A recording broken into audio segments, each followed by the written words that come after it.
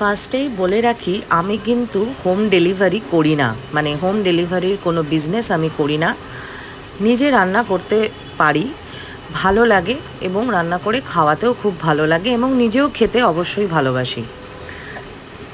তো সেই হিসেবে যারা জানেন চেনেন, মাঝে মধ্যে তারা কিছু খেতে চান আমার কাছে, তাদের পছন্দের কোনো ডিশ। সেরকমই একজন আমার কাছে খেতে চেয়েছিলেন পাবদার তেল ঝাল, বাটা মাছের সর্ষে দিয়ে রেসিপি এবং বড়ির ঝাল। এখানে আমি সেটারই প্রিপারেশান এখন করছি। বড়ির ঝাল তিনটে রান্নাই ইনফ্যাক্ট খুবই সোজা এবং সবাই জানেন করতে।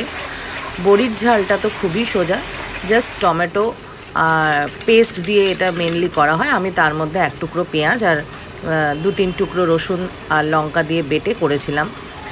তো আর মশলাগুলো গরম জলে ভিজিয়ে রেখেছিলাম। আমার যেটা মনে হয়, যেসব রান্নার রেসিপি খুবই সহজ বলে মনে হয়, সেই সব রান্নাই করতে যাওয়া কিন্তু সবথেকে বেশি কঠিন। কারণ সেক্ষেত্রে মশলাটা যেখানে আপনারা খুব অল্প পরিমাণে লাগছে, সেক্ষেত্রে মশলা কষানোটাই হচ্ছে আসল চাবিকাঠি একটা সুস্বাদু রান্নার।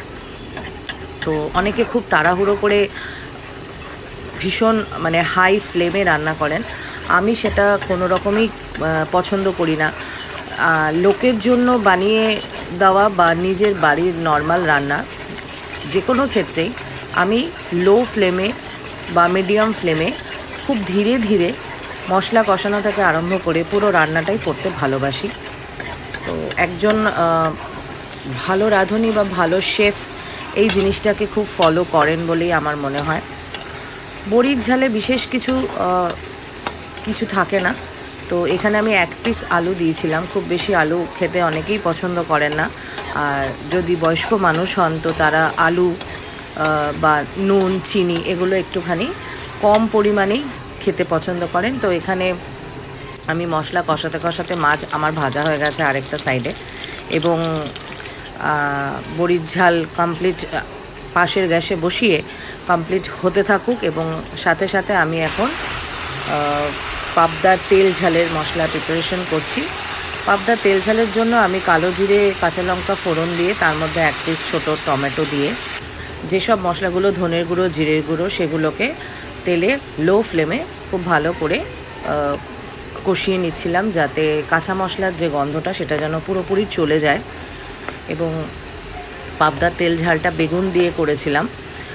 বড়ির ঝাল আলাদা করে করেছিলাম বলে পাবদা মাছের এই তেল ঝালের মধ্যে আমি বড়ি দিইনি, তবে যদি কেউ দিতে চান দিতে পারেন।